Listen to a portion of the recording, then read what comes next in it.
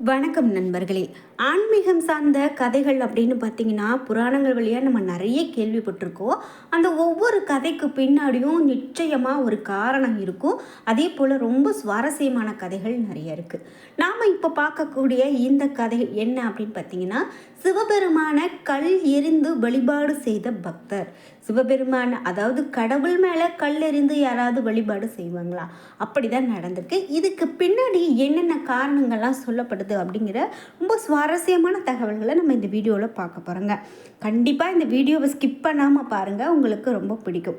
வீடியோவை பார்த்துட்டு இருக்கக்கூடிய நீங்கள் சிவபக்தர் அப்படின்னா கூட, அப்படி இல்லை உங்களுக்கு சிவன் பிடிக்கும் அப்படின்னா மறக்காமல் ஓம் நமச்சிவாய என்ற மந்திரத்தை கமெண்ட் பாக்ஸில் பதிவிட்டுட்டு வீடியோவை ஸ்கிப் பண்ணாமல் பாருங்கள். நீங்கள் இன்னும் நம்ம சேனலை சப்ஸ்கிரைப் பண்ணாமல் இருந்தால் சப்ஸ்கிரைப் பண்ணிக்கோங்க. கூடவே இருக்க பெல் ஐக்கானை மறக்காமல் கிளிக் பண்ணிடுங்க. வாங்க வீடியோக்குள்ளே போகலாம். இந்த வீடியோவை பார்த்துட்டு இருக்கக்கூடிய உங்களுக்கு கருங்காலி மாலை வேணும், ஆனால் அது எந்த இடத்துல தரமானதாக ஒரிஜினலாக கிடைக்கும் அப்படின்னு நீங்கள் பார்த்துட்டு இருக்கீங்கன்னா, இந்த வீடியோவுக்கு கீழே டிஸ்கிரிப்ஷனில் அந்த கருங்காலி மாலையுடைய தொலைபேசி எண் கொடுத்துருக்கேன். அந்த எண்ணுக்கு தொடர்பு கொண்டு பேசி பாருங்கள். கண்டிப்பாக வெள்ளியால் கோர்க்கப்பட்ட மாலை, அதாவது கருங்காலி பிரேஸ்லெட், கருங்காலி செம்பால் கோர்க்கப்பட்டது அப்படின்னு பல வகையான கருங்காலியால் செய்யப்பட்ட பொருட்கள் இருக்குது. அது கண்டிப்பாக உங்களுக்கு வாழ்க்கையில் ரொம்ப பயன்பாடாக இருக்கும். இந்த டிஸ்கிரிப்ஷனில் தொலைபேசி எண் கொடுத்துருக்கேன். இறைவனை வழிபட விரும்புகிறவங்க சொற்களை கொண்டு பூக்களை கொண்டு வழிபாடு செய்கிறது வழக்கமானது அப்படின்னு சொல்லலாம். அதாவது அர்ச்சனை செய்வது, வில்வ அர்ச்சனை செய்வது, இவையெல்லாம் நம்ம நிறைய பார்த்துருக்கோம். ஆனால் இறைவனை கல் எறிந்து வழிபட்டு கைலாய பதவியை பெற்றவர் சாக்கிய நாயனார் அப்படின்னு சொல்கிறாங்க.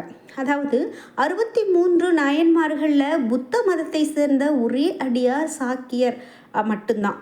இவருக்கும் அன்பு காட்டி அருள் வழங்கிய இறைவன் திருவிளையாடல் நிகழ்த்திய தலம் தான் காஞ்சிபுரத்தில் இருக்கக்கூடிய வீரட்டானேஸ்வரர் கோவில் அப்படின்னு சொல்லுவாங்க. நம்ம இன்றைக்கும் நம்ம தமிழகமாகட்டும் அல்லது உலகம் முழுதும் இருக்கக்கூடிய நிறைய கோவில்களை எடுத்துக்கிட்டிங்க அப்படின்னா, அந்த கோவிலுடைய தல வரலாறு சொல்கிறது ரொம்ப ரொம்ப பிரமிப்பை ஏற்படுத்தக்கூடியதாக இருக்கும்.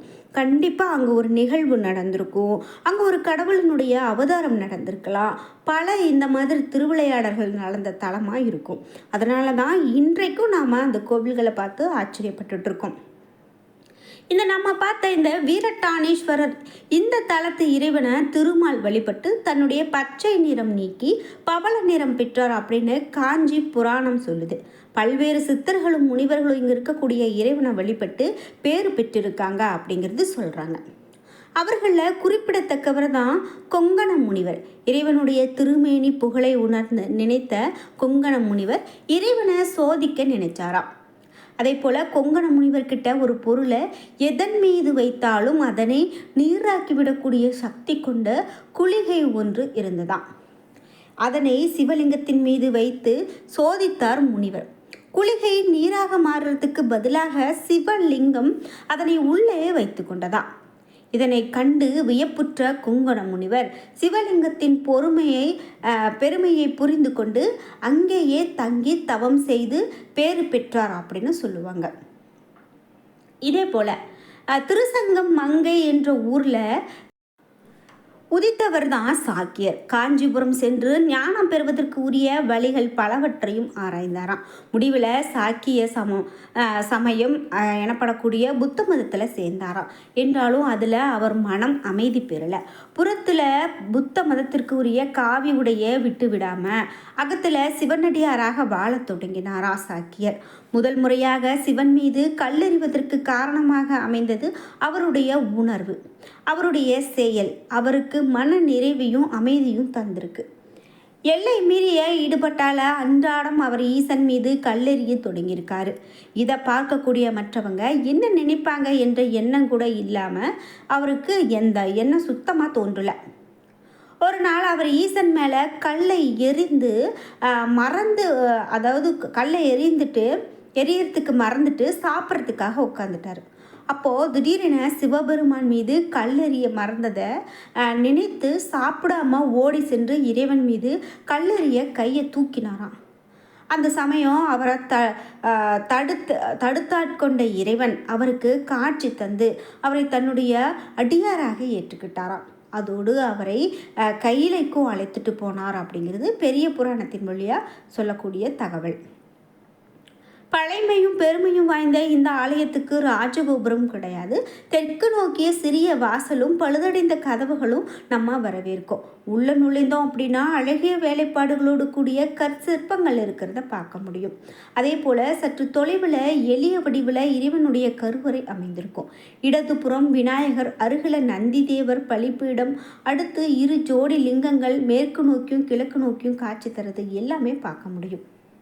இந்த வீரட்டானேஸ்வரர் கோவில் அப்படின்னு பார்க்கும்போது இந்த கோவிலுக்கு நீங்களும் போயிருக்கீங்க அப்படின்னா மறக்காமல் உங்களுடைய கருத்துக்களை கமெண்ட் பாக்ஸில் பதிவிடுங்க. இதே போல் இந்த கோவிலில் மூலவர் வீரட்டானேஸ்வரர் மேற்கு நோக்கி காட்சி கொடுக்குறாரு. அவருடைய பின்புறம் மதிர்சுவர் மாடத்தில் ஆதி மூலவர் காட்சி தராரு. இவர் மீது ஏராளமான வடுக்கள் காணப்படுகிறது.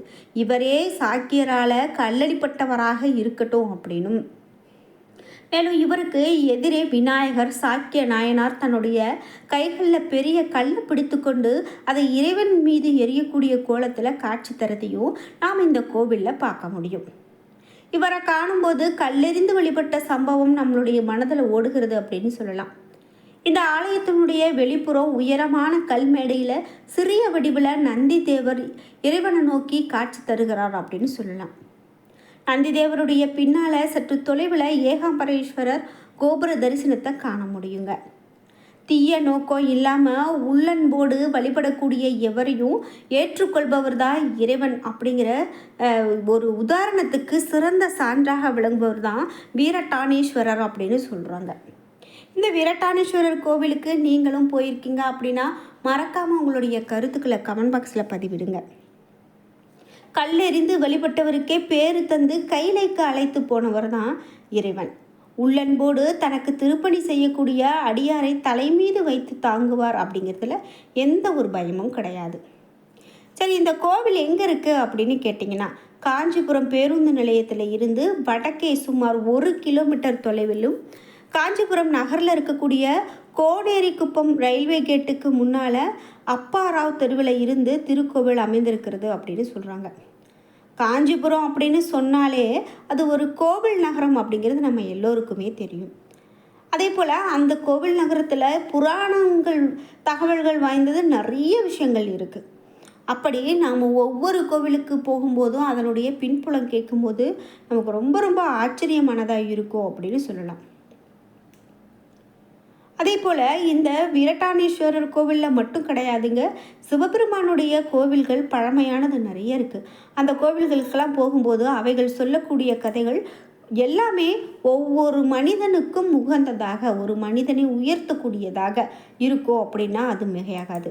அப்படி ஒரு பழமையான கோவிலில் இந்த மாதிரியான ஒரு அதிசயம் இருக்குது. ஒரு கடவுளின் மேலே கல்லை எரிந்து வழிபாடு செய்யக்கூடிய பக்தர் அப்படின்னு கேட்கும்போதே ரொம்பவே வித்தியாசமானதாக இருக்குது அப்படின்னு தான் சொல்லணும். இது மாதிரி நீங்கள் பல அதிசயமான கோவில்களை உங்கள் ஊர்லேயோ அல்லது வெளியிலையோ பார்த்துருக்கீங்க அப்படின்னா மறக்காமல் உங்களுடைய கருத்துக்களை கமெண்ட் பாக்ஸில் பதிவிடுங்க. அதே போல் நம்மளுடைய சேனலில் இன்னும் என்ன மாதிரியான வீடியோக்கள் போடலாம், இந்த ஆன்மீக தகவல்கள்லேயே உங்களுக்கு தெரிந்த ஆன்மீக தகவல்களோ கோவில்களோ அதிசயங்களோ உங்களுக்கு தெரியும் அப்படின்னா மறக்காமல் கமெண்ட் பாக்ஸில் பதிவிடுங்க. அதோடு உங்கள் ஊரில் நீங்கள் பார்த்தது, மெய் சிலிர்த்தது, இது மாதிரி கனவுல நடந்தது, அந்த மாதிரியெல்லாம் உங்களுக்கு தெரிஞ்சது அப்படின்னாலும் மறக்காமல் சொல்லுங்கள். கண்டிப்பாக அது வீடியோவாக போடப்படும். இந்த சேனலில் இன்னும் ஆன்மீக தகவல்கள் நிறைய வர இருக்கிறது. என்ன நண்பர்களே, இன்றைக்கி வீடியோவில் சிவபெருமான் மேலே கல்லை எறிந்து வழிபாடு செய்த ஒரு பக்தர், அந்த பக்தருக்கு கைலை அழைத்து சென்ற சிவபெருமான் அப்படிங்கிற ஒரு தலைப்பில் நம்ம ரொம்ப சிறப்பாக இந்த வீடியோ பதிவை பார்த்து தெரிஞ்சுக்கிட்டோம். இந்த வீடியோ கண்டிப்பாக உங்களுக்கு ரொம்ப பயனுள்ளதாக இருந்திருக்கும். வீடியோ உங்களுக்கு பிடிச்சிருந்தா லைக் பண்ணுங்கள், ஷேர் பண்ணுங்கள், கமெண்ட் பண்ணுங்கள். நீங்கள் இன்னும் நம்மளுடைய சேனலை சப்ஸ்கிரைப் பண்ணாமல் இருந்தால் சப்ஸ்கிரைப் பண்ணிக்கோங்க. கூடவே இருக்க பெல் ஐக்கானை மறக்காமல் கிளிக் பண்ணிடுங்க. நன்றி வியூவர்ஸ்.